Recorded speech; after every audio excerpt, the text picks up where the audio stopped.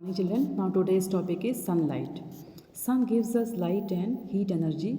This energy is known as solar energy. The light of the sun enables us to see the objects during daytime. At night, we depend on other sources of light because there is no sunlight. सन हमें light और heat energy देती है. इस energy को हम बोलते हैं solar energy. Sun energy को हम बोलते हैं सोलर एनर्जी. ओके. सन की लाइट से ही हम दिन में ऑब्जेक्ट्स को देख पाते हैं. रात में हमें दूसरे सोर्स ऑफ लाइट का इंतज़ाम करना पड़ता है, जैसे कि ट्यूबलाइट, बल्ब वगैरह हम जलाते हैं रात में, जिससे कि हम देख सकें, क्योंकि उसमें पे सनलाइट नहीं होती है. ना चिल्ड्रन, एक्टिविटी 2 आपको करना है घर पे, और आपको फिर इसको ऑब्जर्व करना है करने के बाद. ठीक है. Now let us see how shadows are form. अब देखना है कि शेडोज़ कैसे बनते हैं. As we all know, light travels in a straight line. If an object is placed in the path of light, the rays cannot pass through it. Thus, a shadow of the object is formed behind it.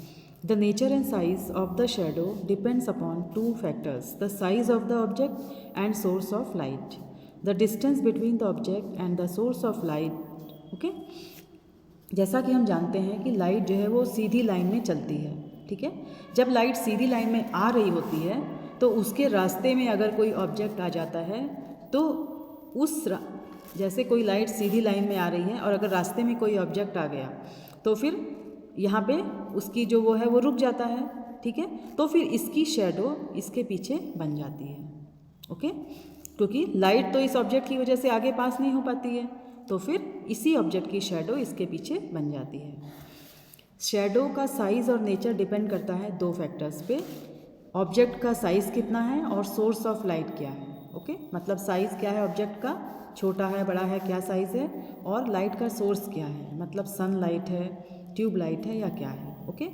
और distance between the object and the source of light, जो light का source है वो और object के बीच का difference कितना है. ओके. इस पे डिपेंड करता है शेडो का नेचर और साइज़. अब एक्टिविटी 3 चिल्ड्रन, आप इसको घर पे करेंगे और इसको फिर ऑब्जर्व करेंगे कैसा होता है. ठीक है. Next topic is sun and shadow. The length of the shadow depends on the position of the sun during the day.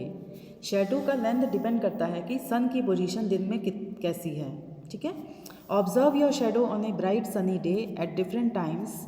In the morning and evening your shadow will be longer as the sun is very low, but in the midday your shadow will be the shortest as the sun is high and right above your head.